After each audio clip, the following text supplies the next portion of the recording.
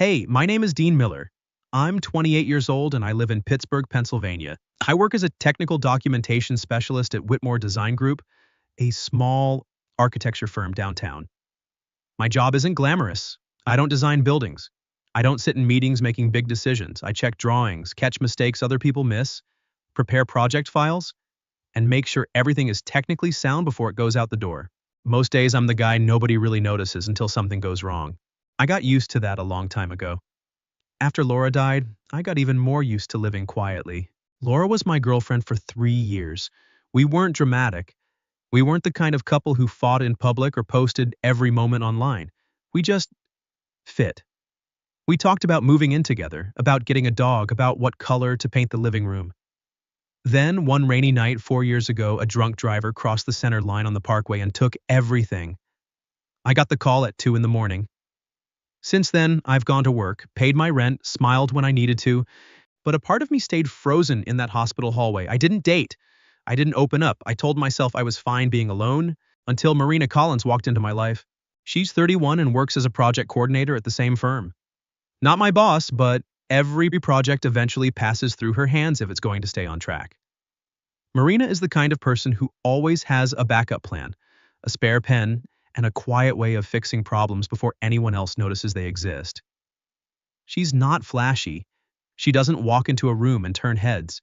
But if you work with her long enough, you realize she's the one holding everything together. When I first started at Whitmore, she was the one who showed me how to read complex project specs without getting lost. Once, when I came in with a fever and tried to power through, she left a cup of hot tea on my desk without saying a word. Later, she simply said, "You don't have to prove you're okay when you're clearly not."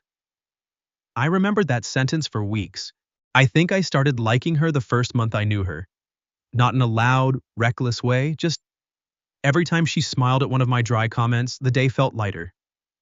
Every time she asked if I'd eaten lunch, I felt seen instead of invisible. But Marina already had a fiancé, Brandon Whitman, finance guy.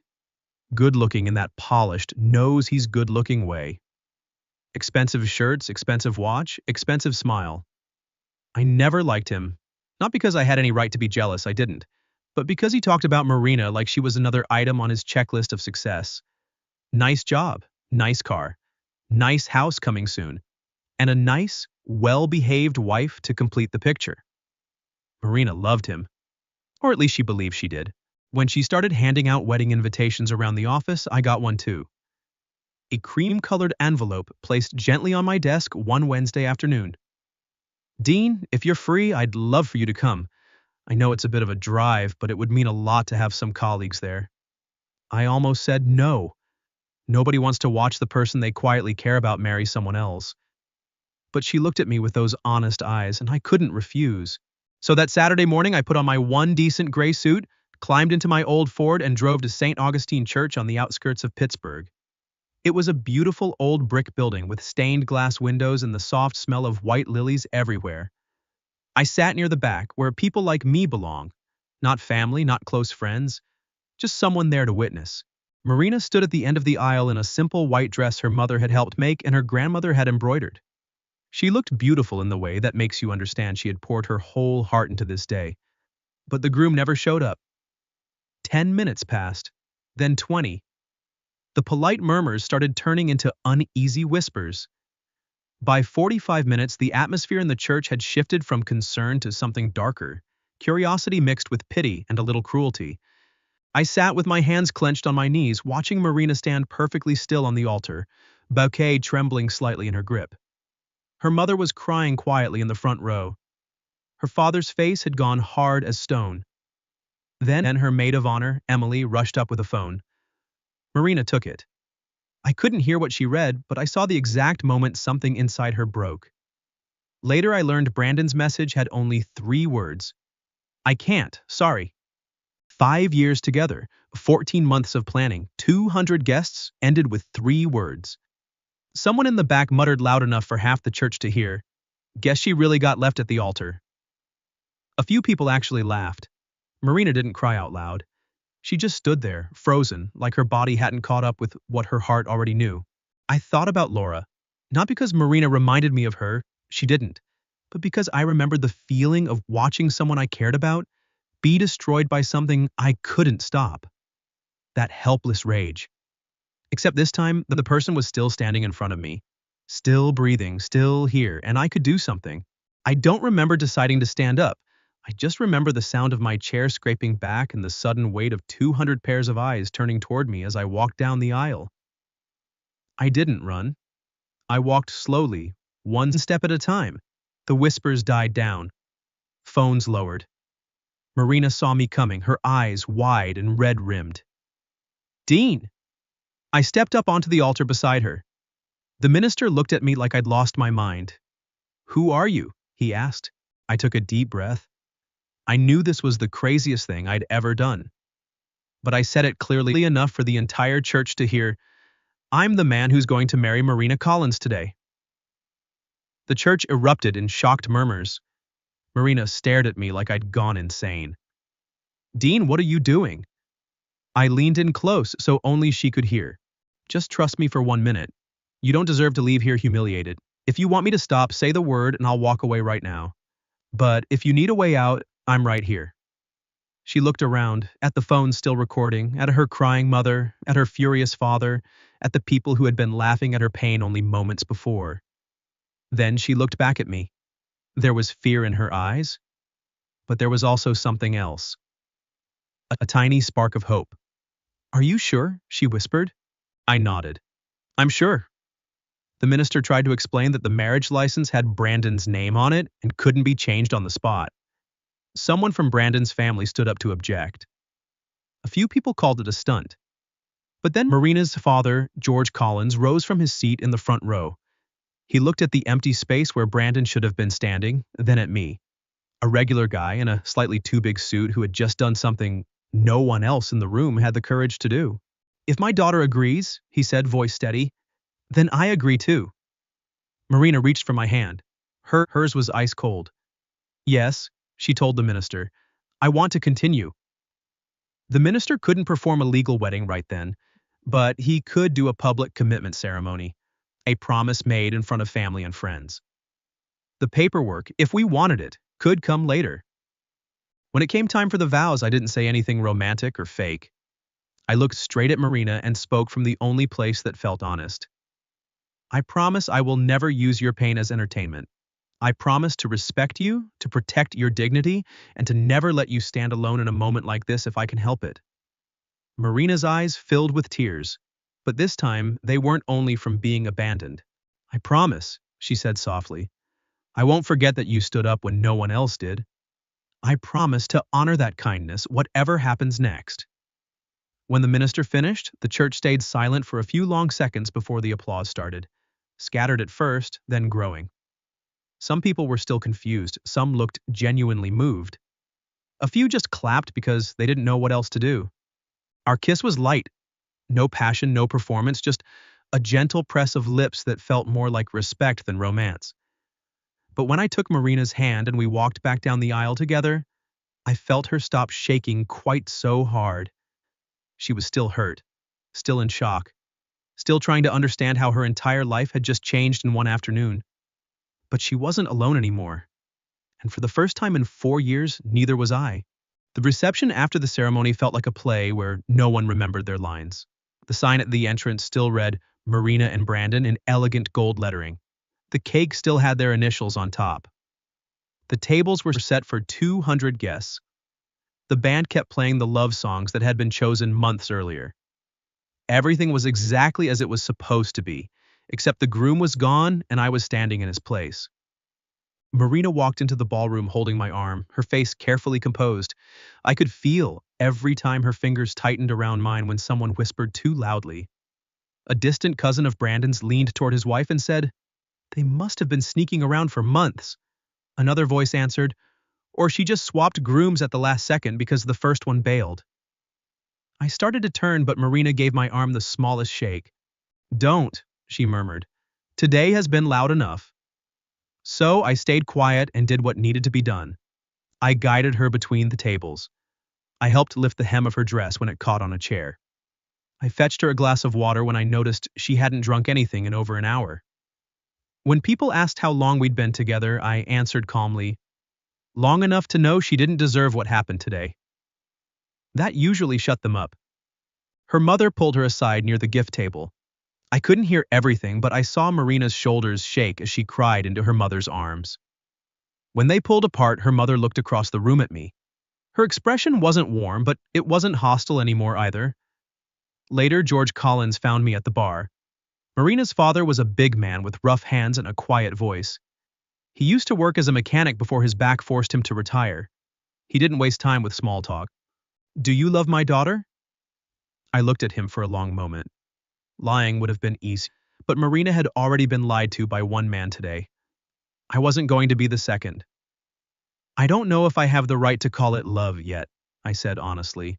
"But I respect her." And I couldn't stand there and watch her be humiliated. George studied me for several seconds, then gave a single nod. "At least you're not a liar." When the reception finally ended, Marina had nowhere to go. The apartment she had been planning to share with Brandon was out of the question. Her parents' house was full of confused relatives. My place was small, but it was quiet and, more importantly, it was safe. "You can stay at my apartment tonight," I told her. "I'll take the couch, you take the bed.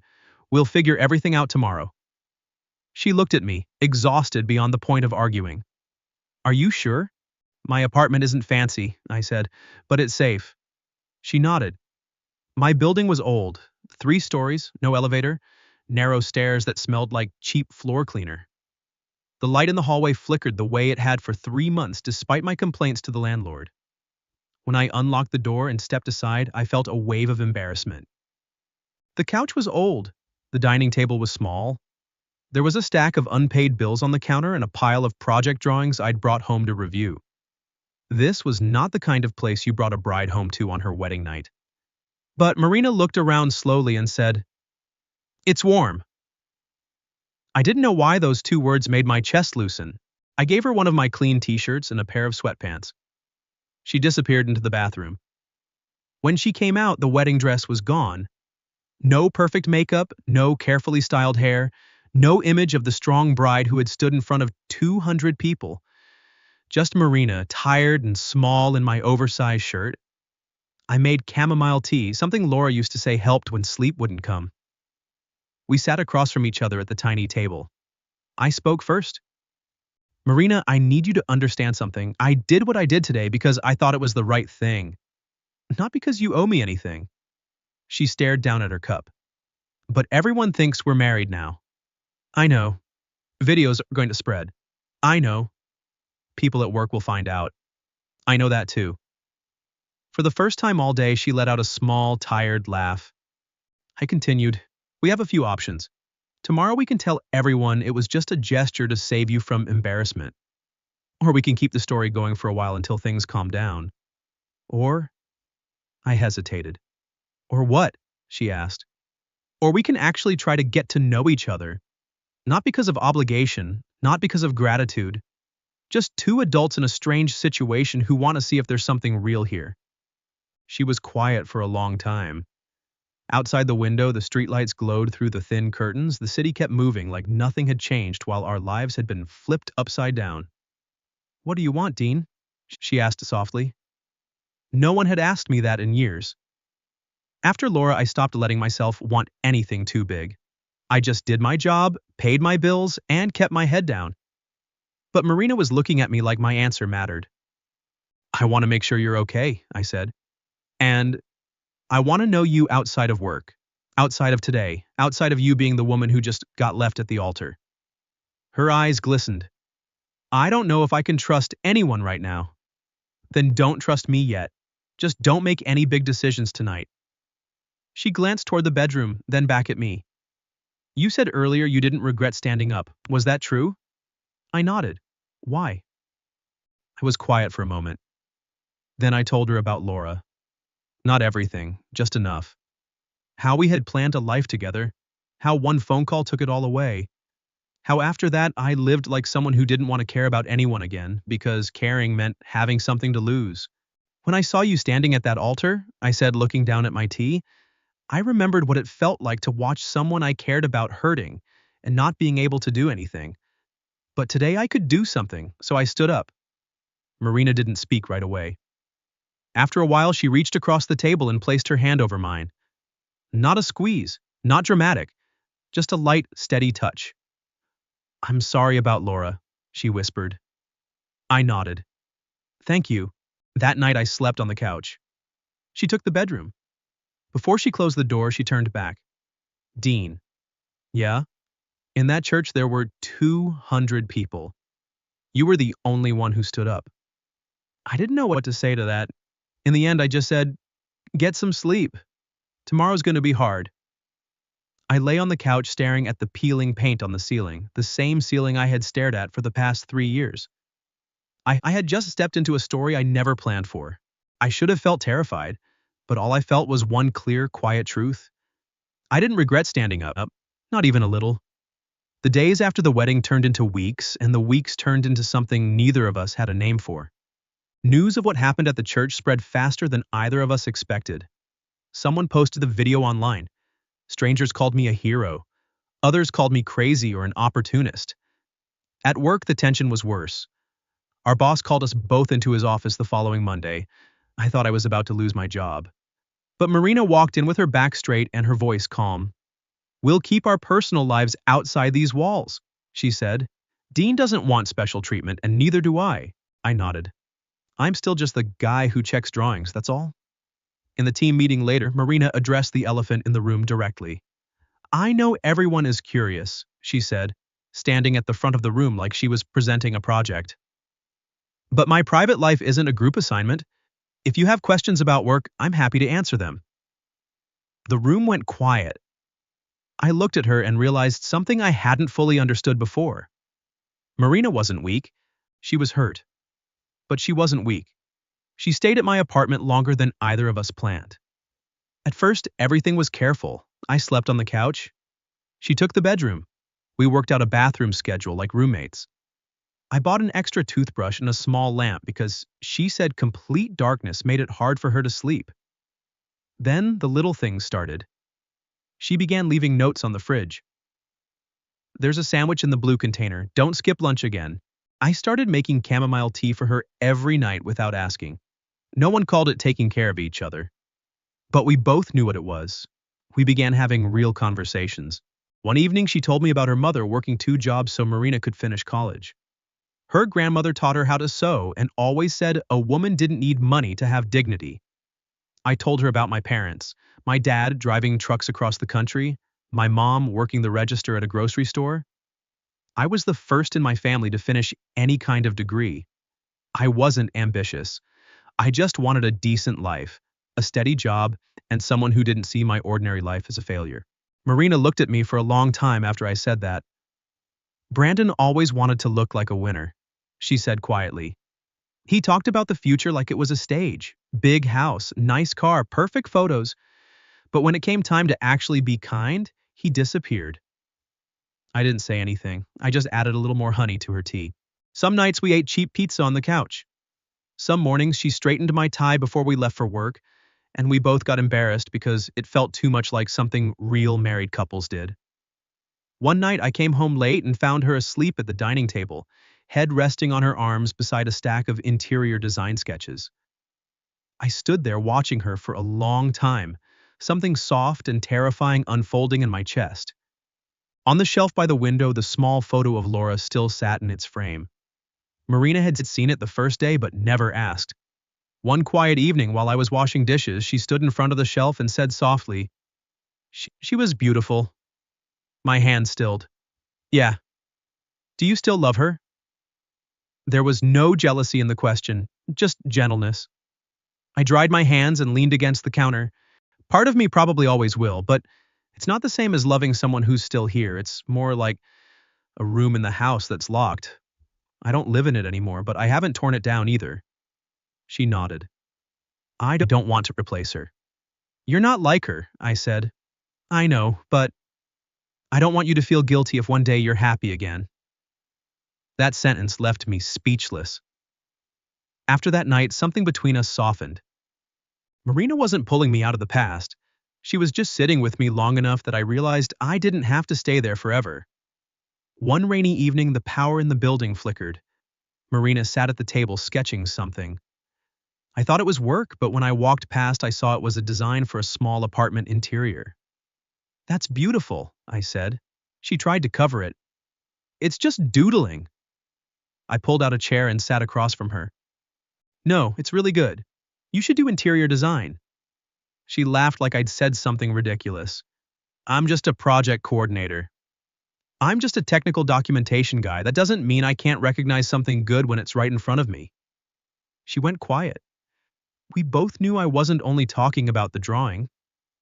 After that, Marina started sketching more seriously. I bought her a better set of pencils one Friday night. Nothing expensive, just something I thought she needed. She held the box for a long time. You don't have to do this. I know. Why do you keep saying that? I shrugged. Because the best things are usually the ones no one makes you do. She looked down and I saw her smile. 3 months after the wedding that wasn't, Marina took me to dinner at her parents' house. I was more nervous than she was. Their home was small and warm with a wooden porch and flower pots her mother tended herself. When we walked in, her mother hugged Marina for a long time. Her father shook my hand with his rough mechanic's grip. Dinner was quiet at first. Her mother tried to keep the conversation light, food, weather, work. But the real question sat heavy on the table. Finally, George put down his fork and looked straight at me. Dean, I want to ask you something. That day in the church? What were you really thinking when you stood up? I swallowed hard. Marina looked at me. We could have dressed the story up, made it prettier, but I didn't want to start my relationship with her family on a lie. So I told the truth. Brandon had left her with a text. People were laughing, recording. She was standing there alone and I couldn't take it.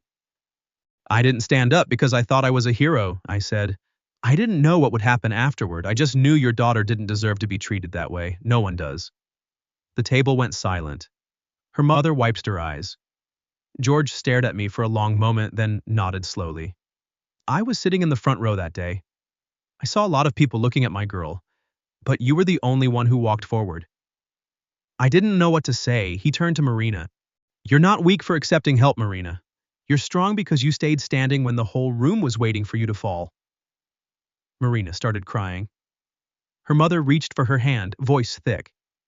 I don't know where this marriage is going, but I know one thing. When I couldn't protect you that day, Dean did what a decent man should do. George looked back at me. Love doesn't always start with romance. Sometimes it starts with kindness. But if the two of you want to make this real, don't build it on gratitude. Build it on choice. Every single day, choose each other. Understand? I nodded. I understand. On the drive home, Marina was quiet for most of the ride. Then she placed her hand over mine on the gear shift. Not for show, not because anyone was watching, just because she wanted to, and I didn't pull away. When we got back to the apartment, she stopped in front of the bedroom door. Dean. Yeah? I want to try. For real. I understood what she meant. Not trying to pretend we were married, not trying to keep up appearances, trying us. I stepped closer. I want that too. She smiled, eyes shining. Then we should do it properly, date each other, even though we're already married. I laughed. Dating my own wife, that sounds strange, but kinda sweet. I didn't kiss her right away. I just asked, can I? She nodded. Our first real kiss happened in that small kitchen, under the old light, while rain tapped against the window. No church, no guests, no cameras. Just two people who had both been broken by life, finally choosing to trust something kind again. Everything was going better than I had any right to expect. 6 months after the day at the church, Marina and I had settled into something that felt almost normal. We moved into a slightly bigger apartment with an extra room that became her design corner. She started taking on small interior design projects at work on the side. I was still checking drawings, but for the first time in years I was thinking about taking classes to move into project management. Not to prove anything to anyone. Just because I wanted a clearer future for us. Then Brandon came back. He showed up at the office on a Thursday afternoon wearing an expensive coat and that same polished smile that never quite reached his eyes. I saw him before Marina did. He was talking to the receptionist like he owned the building. I need to see my fiancée. I walked over. She's not your fiancée anymore. Brandon looked me up and down. Ah, the church hero. His voice dripped with contempt. I'm not here to talk to you. But you're standing in my wife's workplace. The word wife came out so naturally it surprised even me. Brandon gave a cold laugh. You actually think this is real? She married you because she was in shock. Because she was humiliated. You're just the bandage I left behind. I clenched my fists but didn't answer. I'd learned that people like Brandon wanted a reaction. I wasn't going to give him one. Marina stepped out of the hallway at that moment. She froze when she saw him. For 1 second her face went pale, then she pulled herself together. What do you want, Brandon? He launched into his speech. He said he'd panicked on the wedding day, that everything had moved too fast, that he hadn't really wanted to leave her, that seeing her with me had made him realize he still loved her. Marina listened without interrupting. When he finally stopped, she laughed. A short, bitter sound. You realize that after I stopped standing alone at the altar waiting for you? Brandon glanced at me. He's not right for you, Marina. He's just some regular employee. You've always deserved better. I felt that old wound open up inside me, the one that had heard variations of those words my whole life. Not good enough, not rich enough, not ambitious enough. But Marina stepped closer and stood beside me. Dean is right for me because he stayed. Brandon went quiet. She continued, voice steady. You might have more money, better looks, a bigger ego. But on the worst day of my life, you disappeared. Dean stood up. That tells me everything I need to know. Brandon's face twisted. When selfish people get cornered, they don't apologize. They attack. He told the truth in the cruelest way possible. He hadn't just panicked. Before the wedding, Brandon had been sleeping with Vanessa Carlisle, the daughter of a major real estate investor in Pittsburgh. Vanessa had money, connections, and a direct path into the world Brandon had always wanted. The night before the wedding, she gave him an ultimatum. Marry Marina and lose everything with her, or call it off, and her father would bring him into a new investment fund. Brandon chose Vanessa, chose money, chose status, chose a shinier door. And instead of having the courage to tell Marina face to face, he sent 3 words. I can't. Marina went very still when she heard the full story. Not because she still loved him, but because she finally understood she had been weighed like a bad investment. She asked quietly, So you left me at the altar because I wasn't valuable enough for your future? Brandon frowned. I didn't say that. Marina looked him straight in the eye. No, you said exactly that. You just used more than 3 words this time. Brandon didn't give up. He took the story to social media. He claimed I had taken advantage of Marina when she was vulnerable, that our marriage was fake, that she was only with me to get revenge on him. A few people from his side joined in, digging up old videos and turning the wedding day into gossip all over again. Marina was shaken. She tried to act strong, but I saw her reading comments late into the night. I saw her sitting in the dark living room. I saw her take her ring off, stare at it, and put it back on like she wasn't sure she had the right to wear it anymore. One night I found her sitting on the back steps of our building, wearing only a thin jacket, arms wrapped around her knees. Am I dragging you into too much trouble? She asked. I sat down beside her. No. You could have had a quieter life if you hadn't stood up that day. I looked at her. I already had a quiet life before that day. And it was peaceful, but it didn't have you in it. She started crying. I took her hand. Listen to me. Brandon left you at that altar, but he doesn't get to decide the rest of your life. Neither do the people online. Neither does his family. Not even I do. Only you get to decide where you want to be. What if I choose you? Then I'll choose you back every single day. Not because of that day in the church. Not because of pity. Because of you. Marina leaned against my shoulder. This time, she didn't try to be strong. The next morning, she posted a public statement. It wasn't long, it wasn't dramatic. She wrote that the first wedding had started in chaos, but her marriage was no longer a reaction to being abandoned. It had become a choice. She thanked people for their concern but made it clear she didn't need to be rescued from Dean. The last line was simple. The person who left me doesn't define me. The person who stayed doesn't own me either. I choose this love because it respects me. The post spread quickly. Some people supported her. Some still judged. But this time Marina didn't delete anything. She didn't hide. She didn't cry from shame. She stood beside me at the coffee shop the next morning with her ring on and her head high. Brandon made a few more attempts, then disappeared from our story. We kept living. Not perfectly, but honestly. We moved into an even better apartment with a real studio space for Marina's design work. She began transitioning fully into interior design at the firm. I enrolled in evening classes for project management certification. Not because I needed to prove I was good enough for her, but because for the first time, I wanted to build something solid for both of us. One quiet evening while we were eating noodles in the kitchen, Marina looked at me and said, "I love you." I dropped my fork. She laughed through tears. "Not because you saved me at the church. Not because I'm grateful. I love you because you make tea without asking. Because you read my sketches like they matter. Because you never make me feel like I owe you anything when you love me." I stood up, walked around the table, and pulled her into my arms. "I love you too," I said. "I think I've been in love with you since before I knew I was allowed to be." That night we stopped being two people living together because of a chaotic day. We became husband and wife for real. A year after that first chaotic day at the church, Marina looked at me over breakfast and said, "I want to marry you again." I was rinsing a mug at the sink. My hands stopped moving. "We're already married." "I know. But the first time was about surviving a terrible day. This time, I want to marry you because I choose you.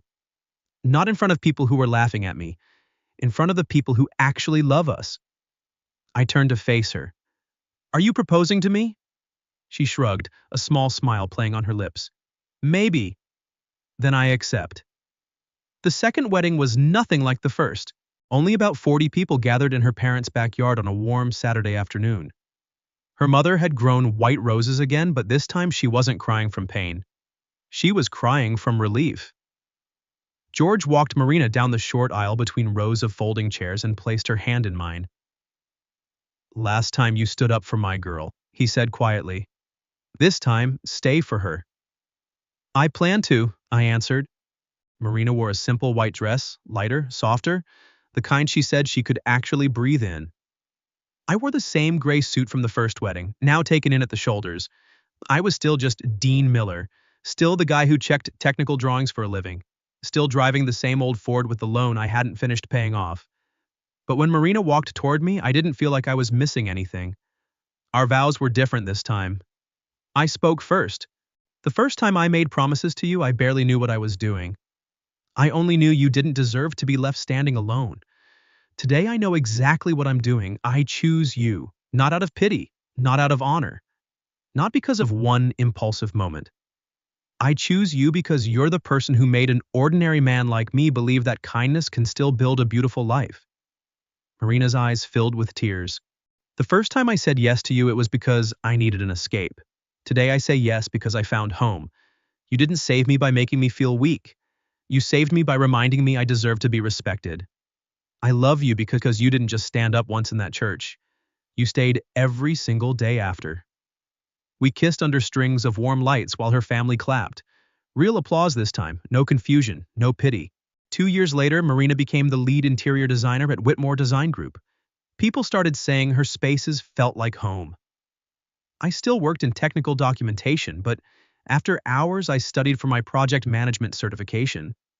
Not to prove I was good enough for her, just because I finally wanted to build something solid for the three of us. Marina got pregnant in the fall of our third year together. When she showed me the test, her hands were shaking. I looked at the two pink lines and couldn't speak. I just pulled her into my arms and cried like a kid. We named our daughter Hope. Because Marina said, "That's what I found again on the day I thought I'd lost everything." 5 years after the day Brandon sent those 3 words, I brought Hope to pick Marina up from work. Our little girl ran across the lobby yelling, "Mommy," at the top of her lungs. Marina scooped her up, kissed her cheek, and laughed that full, bright laugh I'd fallen in love with. Her phone rang, an unknown number. She answered. I watched her expression change, calm, distant. When she hung up, I asked, "Who was that?" She looked at me, then at Hope playing with her hair. "Brandon." I stayed quiet. "He said he's sorry," she continued. "Said he finally understands what he did." "Are you okay?" Marina smiled. "Yeah, I forgave him." I was surprised. "Not because he deserves it," she said, watching Hope point at a bird outside. because I deserve peace. And honestly, if he hadn't left me at that altar, I never would have found you. I took her hand. I don't know whether to thank him or still hate him. She laughed. Just order pizza tonight. That's enough. That evening we went home. Hope demanded to watch the same cartoon for the 100th time. Marina curled against my side on the couch while our daughter lay between us, clutching her stuffed bear, eyes glued to the screen. I looked around our small house. Nothing fancy, nothing impressive, nothing like the big dreams other people had once told me I should chase. But it had Marina. It had hope. It had laughter in the kitchen. It had chamomile tea on rainy nights. It had a woman who held my hand like I had never been anyone's second choice. I thought about that day in the church. If I could go back, I would still stand up. I would still walk past all those laughing faces. I would still look at that shaking bride and say, I will marry her. Because sometimes a whole life doesn't change because of a perfect plan. Sometimes it changes because in someone else's worst moment, you choose to stand. And if you're brave enough to stay afterward, one act of kindness can become an entire family.